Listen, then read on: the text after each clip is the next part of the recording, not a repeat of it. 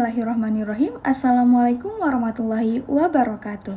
Sebelumnya, perkenalkan nama saya Sukma Sonya Ramadhani dengan NPM 21082600230. Baik, di sini saya akan mempresentasikan mind mapping saya pada blog muskuloskeletal yang berjudul Ankle Span.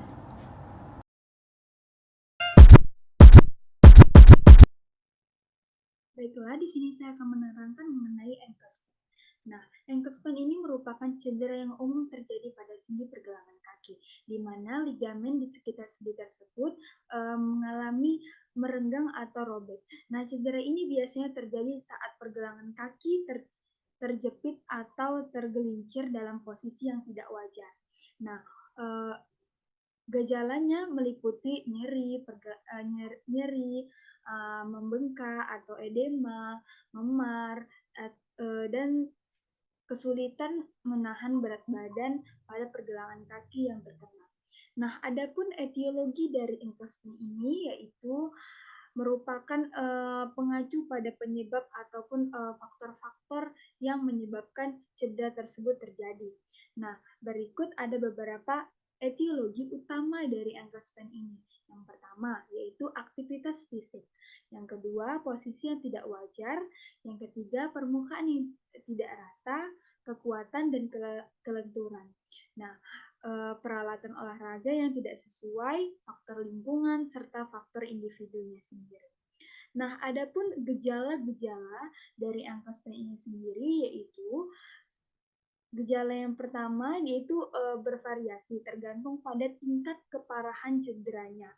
Ada beberapa umum dari tanda-tanda dan gejalanya, yaitu yang pertama orang akan mengalami nyeri, bengkak, dan juga hematom atau memar. Nah, kekakuan atau keterbatasan gerak, sensitivitas atau tidak nyamannya saat disentuh, dan kesulitan menopang berat badan, dan stabilisasi sendi atau instabilisasi pada sendi atau pada kaki yang terkena. Nah, adapun klasifikasi dari ankle sprain ini ada 3. Yang pertama yaitu grade pertama, yaitu biasanya ligamen meregang secara ringan, terjadi sedikit atau tidak adanya robekan ligamen. Nah, gejala ini meliputi nyeri tapi masih ringan, sedikit membengkak, mungkin ada sedikit atau tidak ada hilangnya fungsi. Selanjutnya, penderita masih dapat menopang berat badannya dan berjalan dengan sedikit atau tanpa kesulitan. Nah, selanjutnya yaitu grade 2. Nah, biasanya ligamen mengalami robekan sebagian, masih sedikit mengalami robekannya. Nah, yaitu gejalanya biasanya meliputi nyeri yang masih sedang hingga juga bisa berat. Nah, pembengkakan yang lebih nyata atau bengkaknya itu sudah terlihat atau masih tapi dia tidak terlalu bengkak. Nah, mungkin terdapat hematom atau tanda-tanda memar dan fungsi sendi yang terbatas. Nah, penderita mungkin mengalami kesulitan untuk menopang berat badan dan sulit untuk berjalan. Nah, selanjutnya yaitu ada grade 3. Nah, ligamen mengalami robekan total. Nah, biasanya gejala itu nyerinya itu biasanya berat, mengalami bengkak yang signifikan atau sudah terlihat nih bengkaknya. Selanjutnya yaitu hematom yang luas, hilangnya fungsi sendi, dan penderita biasanya tidak dapat menopang berat badan atau berjalan. Seringkali memerlukan bantuan atau memerlukan alat bantu jalan. Selanjutnya yaitu tata laksana dari ankle sprain ini sendiri, yaitu yang pertama, tata laksana dari ankle sprain ini tergantung pada tingkat keparahan cederanya ini.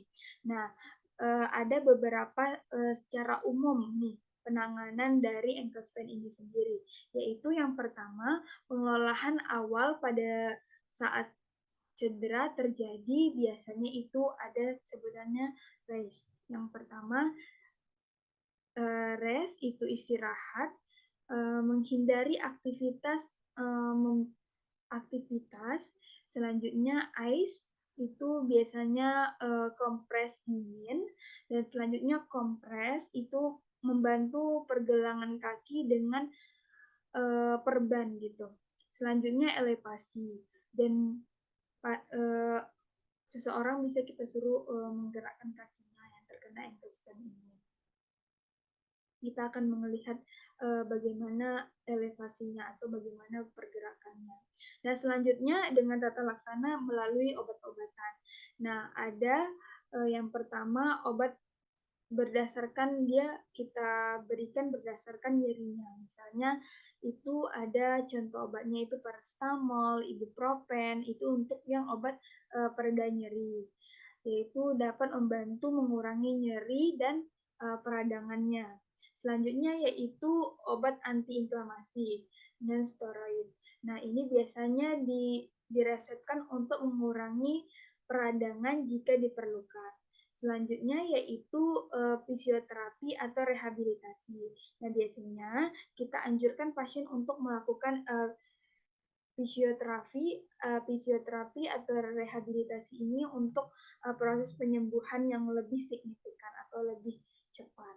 Nah, baiklah ini contoh, bagaimana ankle sprain itu bisa, eee, terkena pada kaki kita. Nah, ini ada contoh gambarnya. Nah, baik, di sini saya juga memberikan atau mencantumkan beberapa referensi untuk menyusun mind map saya pada kali ini. Sekian presentasi dari saya. Mohon maaf jika ada kata-kata yang salah. Terima kasih. Wassalamualaikum warahmatullahi wabarakatuh.